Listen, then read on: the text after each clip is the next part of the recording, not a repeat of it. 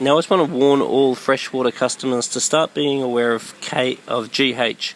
A lot of people are now starting to understand the importance of KH because there's no carbonate in tap water, but over time the GH of your water can increase, particularly if you are not doing top-ups with fresh water without salts. So in most cases you're going to put a water ager, a KH powder and an aquarium salt, regardless of whether you have tropical fish, goldfish or cichlids.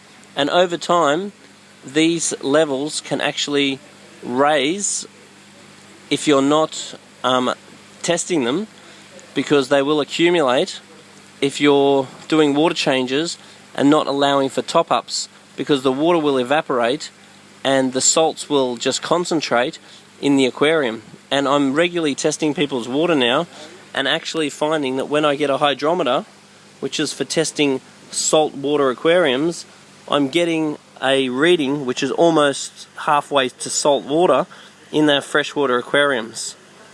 So it's worth checking out. Just bring a sample of water down here if you want us to check it for you, even if you did it every few months, just to see where it's at, and to make sure it's not accumulating over time, because over a period of years your GH does have a tendency to increase.